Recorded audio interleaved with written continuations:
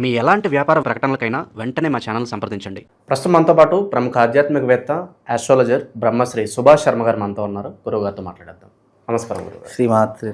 గురుగారు, నవంబర్ 26 సుబ్రహ్మణ్య షష్ఠి. ఈ రోజున మనం ఏ విధంగా ఉపయోగించుకోవాలి? పూజా విధానం ఎలా ఉండాలి? ప్రత్యేక పూజా సమయం ఏదన్నా ఉంటే తెలియజేయండి. ఆ రోజు చేయాల్సిన పనులు, చేయకూడని పనులు, పూర్తి వివరాలు మాకు తెలియజేయండి గురుగారు. పునః తెలియజేస్తారండి. ముందుగా ప్రేక్షకులందరికీ శ్రీమాత్రే నమః, శ్రీ గురుభ్యో నమః. యా దేవీ సర్వభూతేషు మాతృరూపేణ సంస్థిత నమస్తస్సై నమస్తస్సై నమస్తస్సై నమో నమః. ముఖ్యంగా షష్ఠి అనగానే, షష్ఠి అంటే 6 ముఖాలతో కూడుకున్నటువంటి వాడు. అలాగే స్కందుడు అనేటటువంటి వాడు. స్కంద షష్ఠి అని అంటే కనుక ముఖ్యంగా ఈ భగవంతుని ఎందుకు ఆరాధించాలి? అసలు స్కంద షష్ఠి అంటే అర్థం ఏమిటి అంటే 6 ముఖాలు కలిగినటువంటి వాడు, 6 తత్వగుణములను కలిగినటువంటి వాడు, అలాగే 6 ముఖములతో ఉన్నటువంటి వాడు అనేటటువంటి దీని యొక్క ప్రధానమైనటువంటి ఉద్దేశం. కాబట్టి స్కందుడు అనగానే ముఖ్యంగా మనకి ఏమిటి అని అంటే కనుక షష్ఠి అంటే ఆ యొక్క స్కందుడు పుట్టినటువంటి స్థితి వచ్చేసి షష్ఠి రోజున పుట్టాడు, 6 ముఖాలతో పుట్టాడు కాబట్టి దీన్ని స్కంద షష్ఠి అని పిలవడం జరుగుతుంది. ఆ రోజున ఏం చేస్తాం? ముఖ్యంగా సుబ్రహ్మణ్య స్వామి దేవాలయానికి వెళ్తూ ఉంటాం. అలాగే మరీ ముఖ్యంగా ఎవరికైతే జీవితంలో వివాహం కావట్లేదో, సంతానం కలగట్లేదో అలాంటి ముఖ్యమైనటువంటి వ్యక్తులు ఎవరైతే ఉన్నారో, మగవాళ్ళు కావచ్చు, ఆడవాళ్ళు కావచ్చు, ఎవరైనా సరే ఈ స్కంద షష్ఠి రోజున దగ్గరలో ఉన్నటువంటి సుబ్రహ్మణ్య స్వామి దేవాలయానికి వెళ్ళిరండి. అక్కడ తప్పకుండా ఒక కొబ్బరికాయ తీసుకొని వెళ్ళండి. అంటే పీచు తీయనటువంటి కొబ్బరికాయ అది తీసుకొని వెళ్ళి ఒక ఎర్ర బట్టలో కట్టండి. ఎర్ర బట్టలో ఒక కొబ్బరికాయ, ఒక రూపాయి నాణెము, ఒక పోకవక్క, ఈ రెండూ కూడా ఆ యొక్క బట్టలో కట్టేసేసి ఒక ముడుపులాగా కట్టేయండి. అది సుబ్రహ్మణ్య స్వామి వారి యొక్క దేవాలయం ఎక్కడైతే ఉంటుందో అక్కడ రావి చెట్టు ఉంటే రావి చెట్టు దగ్గర, లేదు అని అంటే కనుక సుబ్రహ్మణ్య స్వామి వారి యొక్క పాదాల దగ్గర పెట్టేసి రండి. మీకు సంతానం కావాలంటే సంతానం కోసం మొక్కుకొని పెట్టండి. వివాహం కావాలి అంటే వివాహం కోసం మొక్కుకొని పెట్టండి. లేదు నాకు వివాహమై చాలా రోజులైంది, వైవాహిక జీవితం బాగాలేదు, నా వైవాహిక జీవితం బాగుండాలి అనేటటువంటి ఉద్దేశం కలిగితే ఆ ఉద్దేశం మీ మనసులో ఏ కోరికైనా సరే షష్ఠి రోజున, అందులోనూ సుబ్రహ్మణ్య షష్ఠి స్కంద షష్ఠి రోజున, ఆ రోజున ఆ దేవాలయంలో అప్పచెప్పి రండి.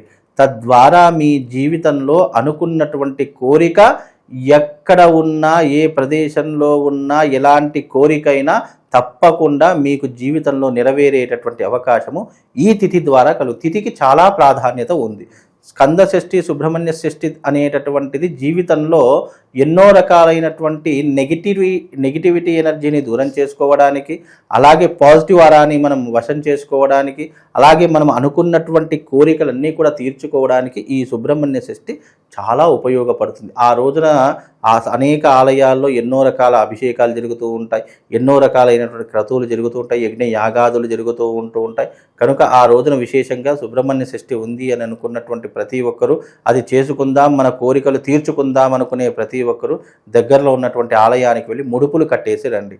ఆ తర్వాత మీకు జీవితంలో కోరిక నెరవేరింది, మీకు సంతానం కలిగింది, వివాహం అయ్యింది, అనుకున్నటువంటి పనులు జరిగాయి అని అనుకుంటే, అయిన తర్వాత తప్పకుండా మీరు ఎక్కడైతే ఏ దేవాలయంలోనైతే మొక్కుకున్నారో ఆ దేవాలయంలో తప్పకుండా అన్నదానం చేయాలి.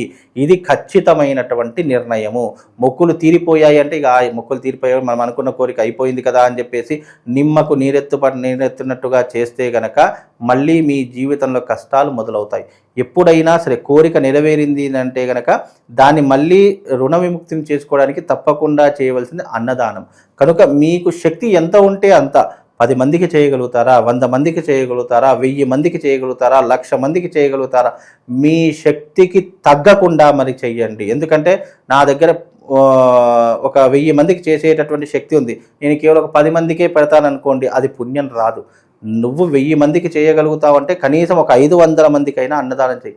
10 మందికి అన్నదానం చేసే శక్తి నీ దగ్గర ఉందంటే కనీసం ఒక 5గురికైనా అన్నదానం చేయు. దాని ప్రభావం వల్ల నీకు ఆ యొక్క పుణ్య ఫలితం మరింతగా రెట్టింపై ఆ భగవంతుడు ఇచ్చినటువంటి కోరిక నీ జీవితంలో నెరవేరుతుంది. కాబట్టి వివాహము, సంతానము, ఆర్థికపరమైన ఇబ్బందులు, అలాగే కుటుంబంలో ఉన్నటువంటి ఇబ్బందులు, ఇవన్నిటినీ కూడా తొలగించేటటువంటి గొప్పనైనటువంటి తిథి స్కంద షష్ఠి.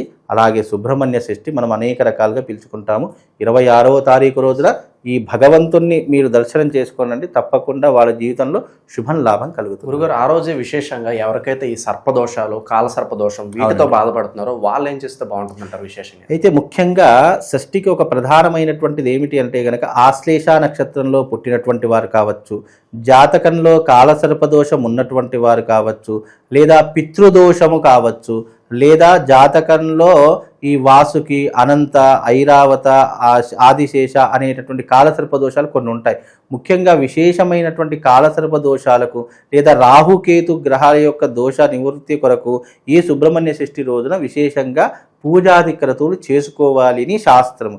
కనుక ఈ యొక్క 26వ తారీఖు రోజున ఆశ్లేష నక్షత్రం ఉన్నటువంటి వారైనా, జాతకంలో కాలసర్పదోషం లేదా కుజదోషము, కుజుడికి సంబంధించినటువంటి దోషమైన ఎవరికైనా ఉన్నట్టయితే, లేదా రాహుకేతు దోషాలు ఎవరికైనా ఉన్నట్టయితే గనక తప్పకుండా 26వ తారీఖు రోజున ఈ యొక్క పూజా విధానాన్ని చేసుకోవాలి. చేసుకుంటే కొంతవరకు దోష నివృత్తి జరిగిపోయి వాళ్ళకు అనుకున్నటువంటి వివాహం కావచ్చు, సంతానం కావచ్చు, ఆర్థిక పరంగా కావచ్చు, కుటుంబ వ్యవహారం కావచ్చు, అన్ని కోరికలు నెరవేరడానికి ఆ తిథి కూడా ఉపయోగపడుతుంది అని శాస్త్రము. కాబట్టి ఈ యొక్క కాలసర్పదోషాలు కావచ్చు, ఆశ్లేష బలులు కావచ్చు, లేదా నాగదోష పరిహారాలు కావచ్చు, నాగ ప్రతిష్టలు కావచ్చు, ఆ సమయాల్లో చేసుకోవడం విశేషమైనటువంటి పుణ్య ఫలితాలతో పాటు ఆ తిథి యొక్క ప్రాధాన్యతతో వాళ్ళకు అనుకున్నటువంటి కోరికలన్నీ కూడా నెరవేరుతాయి. గురుగారు, జాతకం చెక్ చేసుకోకుండానే పలానా వ్యక్తి జీవితంలో ఈ సర్పదోషాలు, కాలసర్పదోషం ఉన్నాయని మనం తెలుసుకోవచ్చు. కొంతమందికి కళలో సర్పాలు కనిపిస్తూ ఉంటాయి. కనిపిస్తే నిజంగా దోషం ఉన్నట్లే అంటారు ఎవరు? అట్లా ఉండదు. కళలో కనిపించేటివన్నీ దోషాలతో ముడిపెట్టామనుకోండి, అది మూఢనమ్మకం అయిపోతూ ఉంటుంది. కళలో కనిపించే, ఇప్పుడు కళలో పులులు కనిపిస్తాయి, సింహాలు కనిపిస్తాయి, లేదా చీకటి ప్రదేశాలు కనిపిస్తాయి, అనుకోనటువంటి అడవులు కనిపిస్తాయి, జలపాతాలు కనిపిస్తూ ఉంటాయి, పాములు కనిపిస్తూ ఉంటాయి, క్రూర మృగాలు ఇలా కళలో అనేక మన ఊహకు అతీతమైనటువంటివి ఎన్నో కనిపిస్తాయి. దానికి జాతకానికి ముడి పెట్టకూడదని శాస్త్రము. కాకపోతే ఏంటి అని అంటే కనుక తరచూ పాములు కళలో కనిపిస్తున్నాయి, తరచూ ఏదో ఒక సిచ్యువేషన్ నాకు జీవితంలో ఒక డార్క్గా కనిపిస్తూ ఉంటుంది, తరచూ నాకు ఒకే రకమైనటువంటి కళ వస్తుంది అనుకుంటే దానికి సింటమ్స్ జాతకానికి పొంతన వేసి చూడాలే తప్ప ప్రతిదీ కూడా జాతకానికి ముడిపెట్టకూడదు. ఒకవేళ జాతకం ఉంది అని అనుకుంటే జాతక పరిశీలన చేసి నీ జాతకంలో దోషం ఉంది అంటే చేసుకోండి. అనవసరంగా దోషం లేకున్నా దోషం ఉంది అని క్రియేట్ చేసి చేయడం అనేటటువంటి మూర్ఖత్వం. కాబట్టి దోషం ఉంటేనే చేయించండి, లేకుంటే అవసరం లేదు. అలాగే జాతకం లేదు, నాకు అనవసరంగా నాకు జీవితంలో ఇలాంటి సమస్యలు ఉంటున్నాయి అని అంటే మీ సమస్యలకు పరిష్కారం ఏదైతే ఉంటుందో ఆ షష్ఠి రోజు చేసుకున్నా కూడా విశేషమైనటువంటి పుణ్య ఫలితాలు ఆయా జాతకుడికి కలుగుతాయండి. ఓవరాల్గా సుబ్రహ్మణ్య షష్ఠి గురించి ఈ రోజున విశేషంగా అందరూ కూడా ఏ విధంగా వినియోగించుకోవాలనేది అద్భుతంగా వివరించారు. ధన్యవాదాలు. శ్రీమాత్.